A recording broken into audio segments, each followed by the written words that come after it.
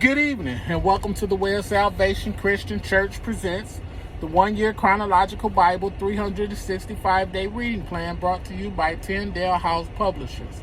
I am Minister Jewett Peterson Sr. and today is December 22nd, 2023 and it is 11:34 p.m. We are in the evening of the 6th day, preparation day, the day before Sabbath. And today we'll be reading day number 95. And day 95 consists of Judges chapter 16, Judges chapter 17, and Judges chapter 18. In Judges chapter 16, we'll be reading the New Living Translation. And Judges chapter 16, first section is Samson carries away Gaza's gates. Verse 1. One day Samson went to the Philistine town of Gaza and spent the night with the prostitute. Word soon spread that Samson was there, so the men of Gaza gathered together and waited all night at the town gates. They kept quiet during the night, saying to themselves, "When the light of morning comes, we will kill him." But Samson stayed in bed only until midnight. Then he got up, took hold of the doors of the town gate, including the two posts, and lifted them up, and bar and all, he put them on his shoulders and carried them all the way to the top of the hill across from Hebron. Next section is Samson and Delilah. Verse 4. Sometime later, Samson fell in love with a woman named Delilah, who lived in the valley of Shuri. The rulers of the Philistines went to her and said, "Entice Samson to tell you what makes him so strong and how he can be overpowered and tied up securely. Then each of us will give you 1,100 pieces of silver." So Delilah said to Samson, "Please tell me what makes you so strong and what it would take to tie you up securely." Samson replied, "If I were tied up with 7 new bowstrings that have not yet been dried, I would become as weak as anyone else." So the Philistine rulers brought Delilah 7 new bowstrings, and she tied Samson up with them. She had hidden some men in one of the inner rooms of her house, and she cried out, "Samson, the Philistines have come to capture you." But Samson snapped the bowstrings as a piece of string snaps when it is burned by fire. So the secret of his strength was not discovered. Afterward, Delilah said to him, "You've been making fun of me and telling me lies. Now please tell me how you can be tied up securely."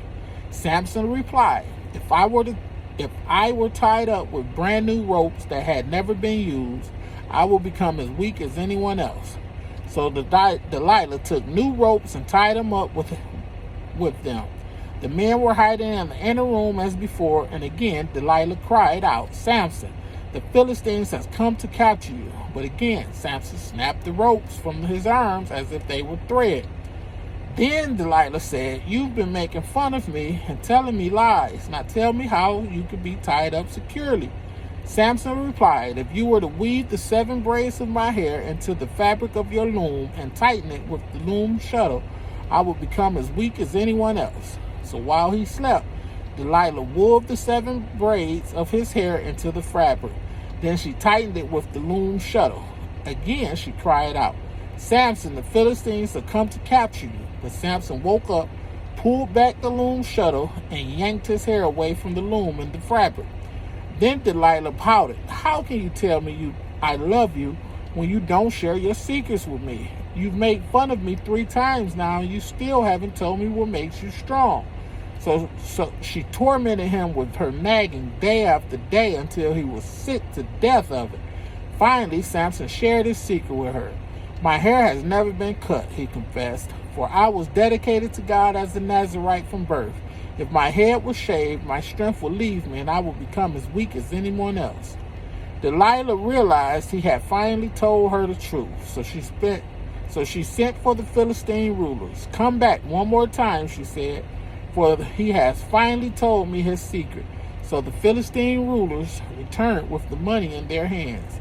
Delilah lured Samson to sleep with her hands in her lap, with her head and his. Verse 19. Delilah lured Samson to sleep with his head in her lap, and then she called in a man to shave off the 7 locks of his hair. In this way she began to bring him down, and his strength left him. Then she cried out, "Samson, the Philistines have come to capture you." When he woke up, he thought, I will do as before and shake myself free. But he didn't realize the Lord had left him. So the Philistines captured him and gouged out his eyes. They took him to Gaza, where he was bound with bronze chains and forced to grind grain in the prison. But before long, his hair began to grow back. Next section is Samson's final victory. The Philistine rulers held a great festival, offering sacrifices and praising their god, Dagon. They said, "Our God has given us victory over our enemy Samson."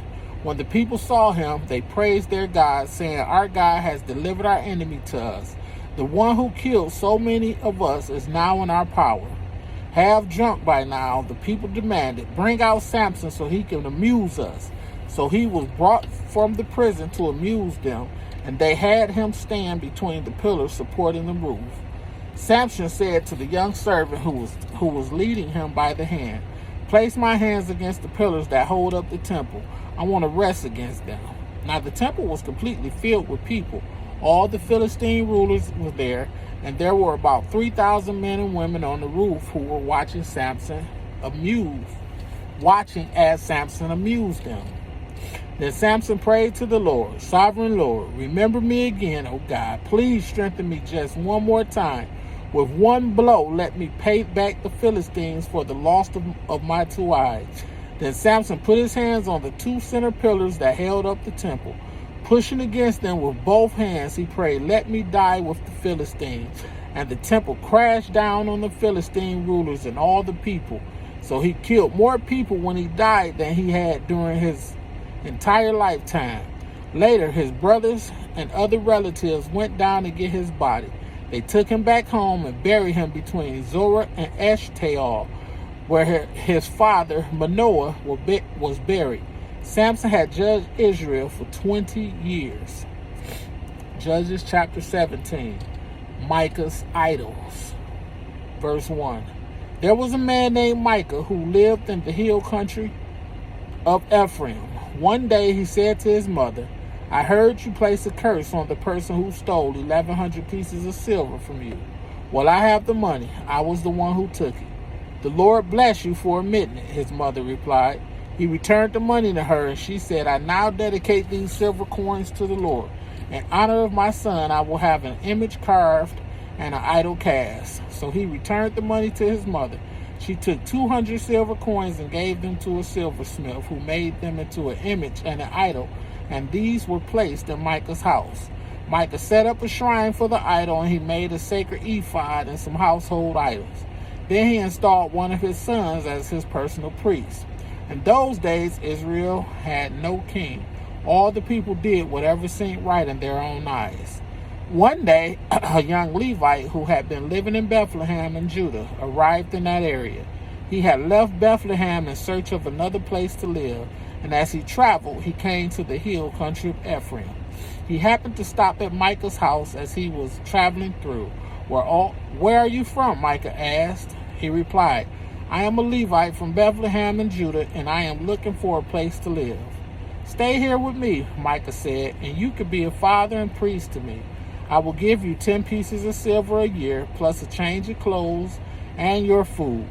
The Levite agreed to this, and the young man became like one of Micah's sons.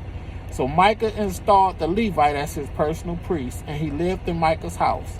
"I know the Lord will bless me now," Micah said, "because I have a Levite servant as my priest." Judges chapter 18. Idolatry in the tribe of Dan. Verse 1. Now in those days Israel had no king, and the tribe of Dan was trying to find a place where they could settle, for they had not yet moved into the land assigned to them when the land was delivered among the tribes of Israel. So the men of Dan chose from their clans 5 capable warriors from the towns of Zorah and Eshtaol to scout out a land for them to settle in. When these warriors arrived in the hill country of Ephraim, they came to Micah's house and spent the night there. While at Micah's house, they recognized the young Levite's accent. So they went over and asked him, "Who brought you here? And what are you doing in this place? Why are you here?" He told them about his agreement with Micah and that he had been hired as Micah's personal priest. Then they said, ask God whether or not our journey will be successful. Go in peace, the priest replied, for the Lord is watching over your journey. So the 5 men went on to the town of Laish, where they noticed the people living carefree lives like the Sidonians. They were peaceful and secure. The people were also wealthy because their land was very fertile, and they lived a great distance from Sidon and had no allies nearby. When the men returned to Zorah and Eshtaol, their relatives asked them, what did you find? The men replied, come on, let's attack them. We have seen the land and it is very good. What are you waiting for? Don't hesitate to go and take possession of it. When you get there, you will find the people living carefree lives. God has given us a spacious and fertile land, lacking in nothing. So 600 men from the tribe of Dan, armed with weapons of war, set out from Zorah and Eshtaol. They camped at a place west of Kiriath-Jearim in Judah, which is called Mahanath Dan to this day. Then they went on from there into the hill country of Ephraim and came to the house of Micah. The 5 men who had scouted out the land around Laish displayed to the others. These buildings contained a sacred ephod, as well as some household idols, a carved image, and a cast idol. What do you think you should do? Then the 5 men turned off the road and went over to Micah's house, where the young Levite lived, and greeted him kindly. As the 600 armed warriors from the tribe of Dan stood at the entrance of the gate, the 5 scouts entered the shrine and removed the carved image, the sacred ephod, the household idols, and the cast idol. Meanwhile, the priest was standing at the gate with the 600 armed warriors. When the priest saw the men carrying all the sacred objects out of Micah's shrine, he said, what are you doing? Be quiet and come with us, they said. Be a father and priest to all of us. Isn't it better to be a priest for an entire tribe and clan of Israel than for the household of just one man? The young priest was quite happy to go with them, so he took along the sacred ephod, the household idols, and the carved image. They turned and started on their way again, placing their children, livestock, and possessions in front of them. When the people from the tribe of Dan were quite a distance from Micah's house, the people who lived near Micah came chasing after them. They were shouting as they caught up with them. The men of Dan turned around and said to Micah, what's the matter? Why have you called these men together and chased after us like this? What do you mean, what's the matter? Micah replied. You've taken away all the gods I have made and my priests, and I have nothing left. The men of Dan said, watch what you say. There are some short-tempered men around here who might get angry and kill you and your family. So the men of Dan continued on their way. When Micah saw that there were too many of them for him to attack, he turned around and went home. Then, with Micah's idols and his priests, the men of Dan came to the town of Laish, whose people were peaceful and secure. They attacked with swords and burnt the town to the ground. There was no one to rescue the people, for they lived a great distance from Sidon and had no allies nearby. This happened in the valley of Beth Rehob. Then the people of the tribe of Dan rebuilt the town and lived there. They renamed the town Dan after their ancestor, Israel's son, but it had originally been called Laish. Then they set up the carved image, and they appointed Jonathan, son of Gershon, son of Moses, as their priest. This family continued as priests for the tribe of Dan until the exile. So Micah's carved image was worshipped by the tribe of Dan as long as the tabernacle of God remained at Shiloh. May the Lord have a rich and bountiful blessing to the reading, hearing, and doing of His word. Thank you for joining me, and be blessed.